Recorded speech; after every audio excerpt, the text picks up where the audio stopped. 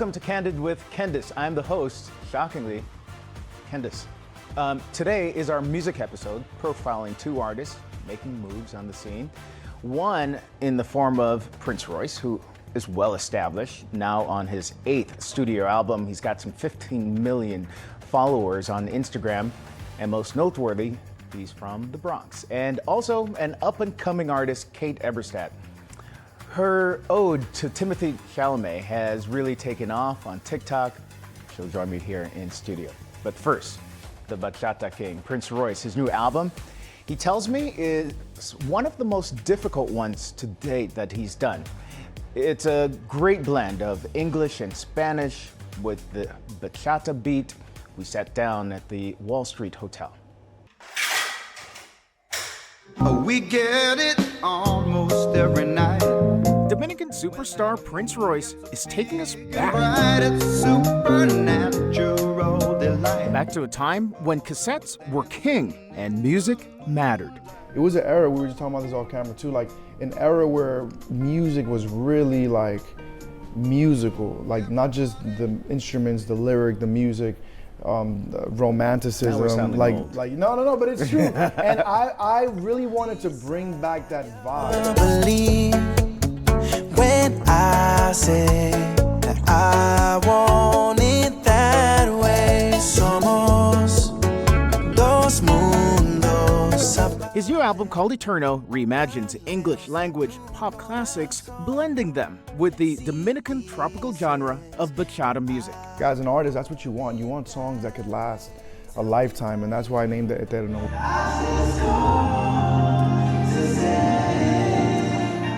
Some of these songs really are like just timeless. Like I heard them in my voice and hearing them over, and I'm like, man, like these are just great songs. And when you have a great song, they really do fit in almost any rhythm or language. The Bronx native rummaged through his old collections of tapes and CDs and collective memory with friends and family, compiling a 13-track list of classic songs that would blend perfectly with the Latin stylings of bachata. How did you decide which ones would go on this album? I just made a long list. Like I started saving music, going back. I wanted to do like one R&B. I got like a Luther Vandross song, R&B, more vibe. I got a rock song, I got a pop song, a ballad. So I did a long list and then I just saw what fit in bachata. From the Beatles to Elvis, the Bee Gees, and beyond, the new album, his 8th, is a throwback to Royce's career launch with the debut of his bachata-infused version of Stand By Me 15 years ago. When the night has come and the land is dark, y la luna es la luz. Despite his previous experience blending the languages and genres, Royce admits making this album was very difficult. When I get in, I'm like, I think this is harder. Dios mío. It felt hard. It felt hard to try to keep the same translation. And it was like a puzzle, yeah, like a Tetris, like a puzzle.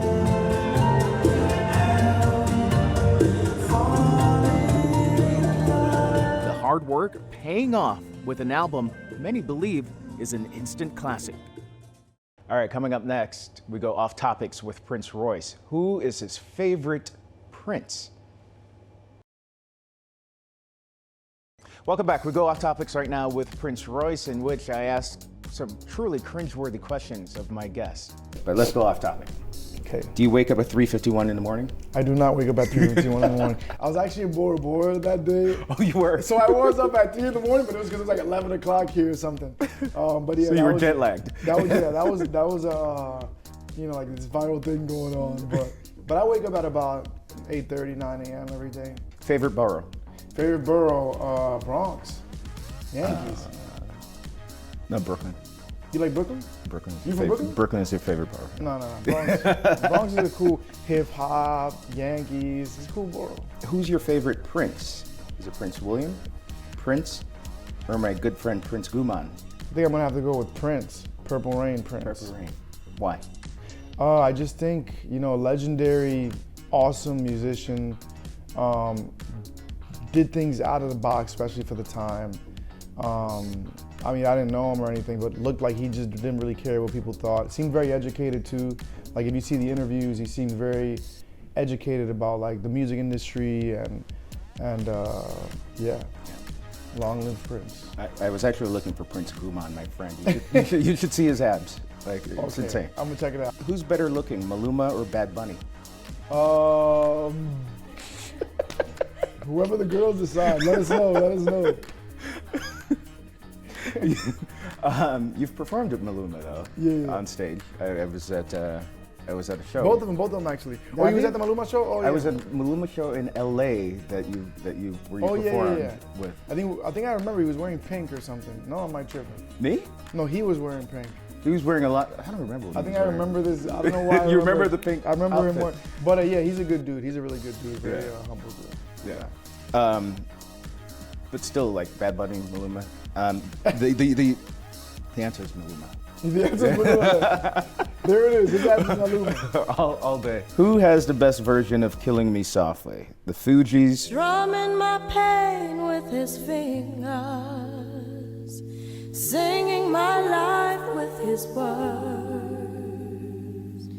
killing me softly. Roberta Flack. Killing me softly with this song, telling my whole life with his words. Or I'll Be Sure.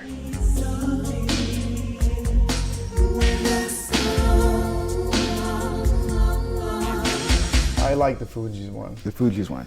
I think they mix a little bit of street and urban and a little more current vibes. I like that one a lot. Next up, Kate Eberstadt. What's with her obsession with Timothée Chalamet? I mean, we all have an obsession with Timothée Chalamet, but she sang about it.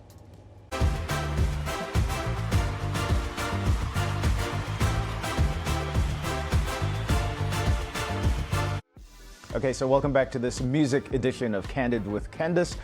Now we have Brooklyn's own Kate Eberstadt, who is making a name for herself on the music scene as a composer, singer, songwriter, and artist. Kate, welcome to the show. Thanks so much. Really appreciate it.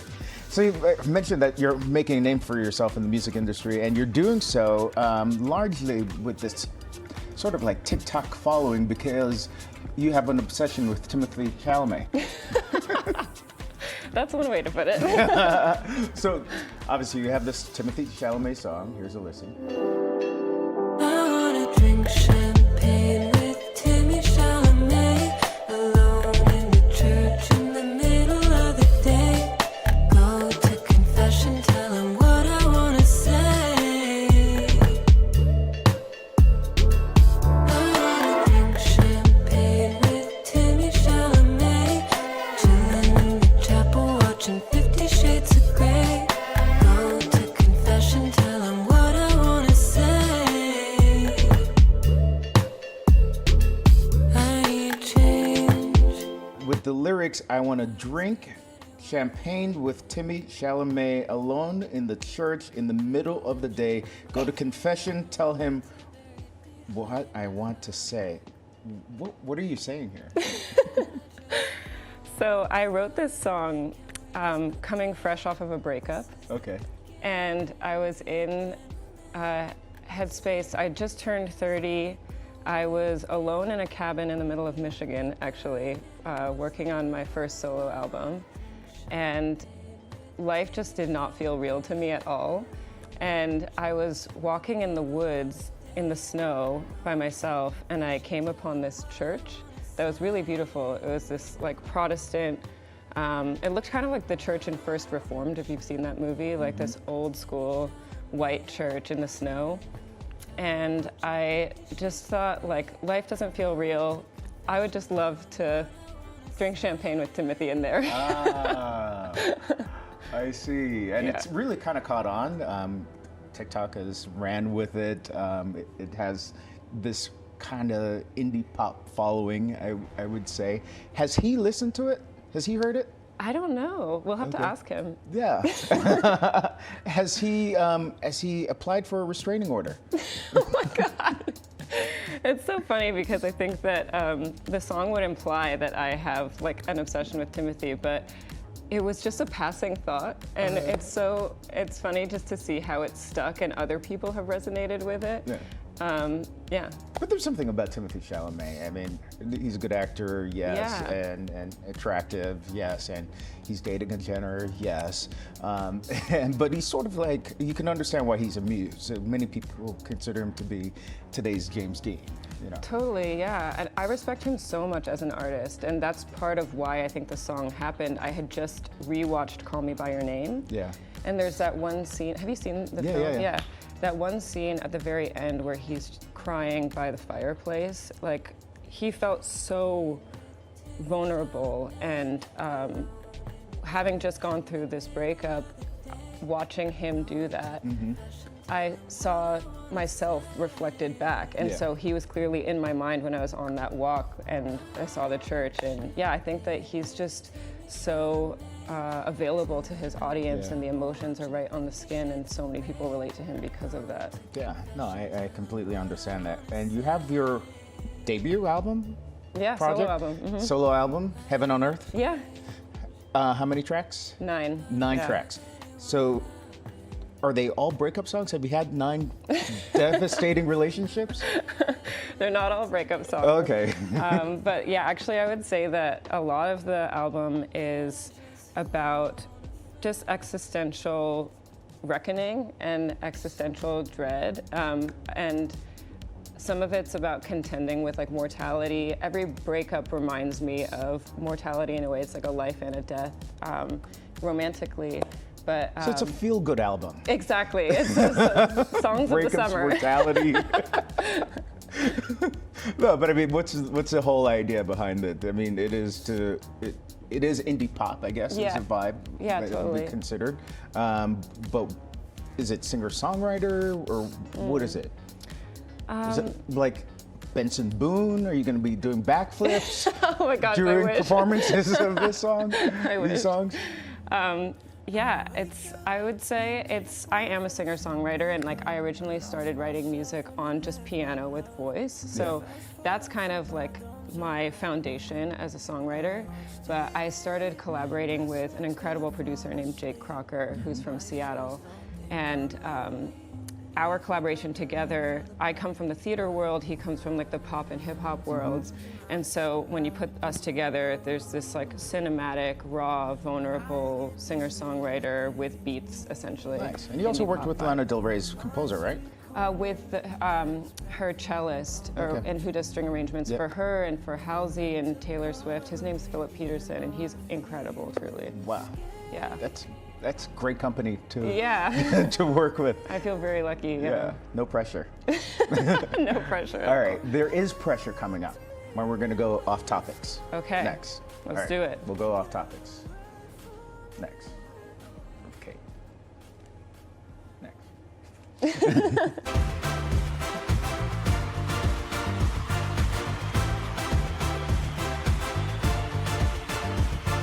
Welcome back to Kandid with Kendis. We're going off topics with Brooklyn's own Kate Ebersat, the singer-songwriter, composer, a whole lot of different slash things. You're in Brooklyn. What's your favorite spot to go to eat?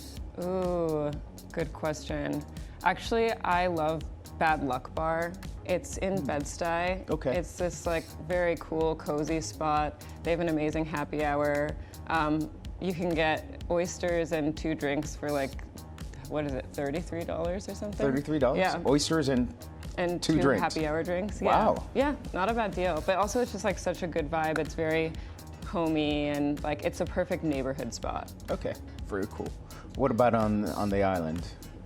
Ooh, favorite spot in Manhattan? Like just favorite thing to do, a favorite spot. Oh man. Like one of those things that answers the question, I love New York because of this. Honestly, I love New York because I get to make art there, and the place I would shout out is Ars Nova, this off-Broadway theater that I'm currently an artist in residence at through their Makers Lab residency with Molly Rose Heller, my amazing director. But like they have this loft space on the 4th floor that has these open windows, and I've just spent so many hours there this past year. Oh, sorry. Messing around? Yeah, all right, cool. Yeah. Awesome. I don't know what I'm allowed to say on TV. Oh, yes, of course, we're all allowed to say. All right. So you have the same reps as Beyonce and other members of Destiny's Child. So let's play a little Beyonce trivia. Oh no. With you. All right, Kate. What is Beyonce's full name? Beyonce Gabrielle Knowles Carter, Beyonce Giselle Knowles Carter, Beyonce Georgette Knowles Carter. Gabrielle. Giselle. Oh man. I'm gonna be pretty weak on this, I fear. I live under a rock. If you don't know Beyonce's middle name, yes. I'm fired. Giselle. Her debut solo album was 2002, 2003, 2004, or 2000? You know it? 2000. I'm thinking about Destiny's Child now and what years they were. 2003? Very good. Dangerously in Love, which gave us Crazy in Love. All right. Her favorite number. 3? Wait. Oh, okay, yeah. Is 1 because 1 + 1 = 2. 7 or 11 because of the track 7-Eleven. 18 because that's when she met Jay-Z, which was really kind of shocking to me to learn that. But all right. No. 4 because why not 4? Are these what she says Her alongside favorite of it? numbers. Her Okay. favorite number. 7-Eleven? 3. It is 3. That was one of the choices. Yeah. 4. 4. She was born on September 4th. She got married on the 4th. There's 4 actually tattooed on her Oh, finger. really? Yes. Cool. Come on. How does she train as a singer? Maybe you know this. How does she train her vocal cords? I ain't never gonna shut you out.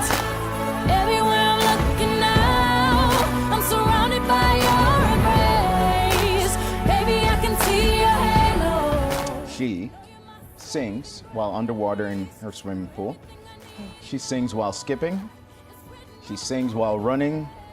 She sings as part of conversations every day that she has. Well, she could definitely sing while running and performing. Is that your final answer? I would guess the pool just because it's so cool.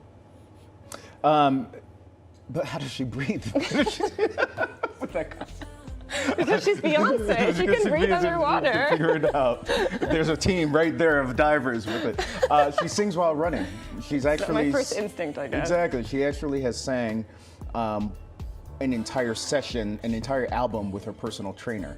Her personal trainer was off to the side saying, can you shut up? But she has said that she's sang an entire album while personal training. Wow, that's Yeah. so cool. Yeah. So you got 1 right. Yeah, that's better than 0. Yes, absolutely. Kate, thank you. Thank you. Good Thank luck. you for having me. Great having you here. All right.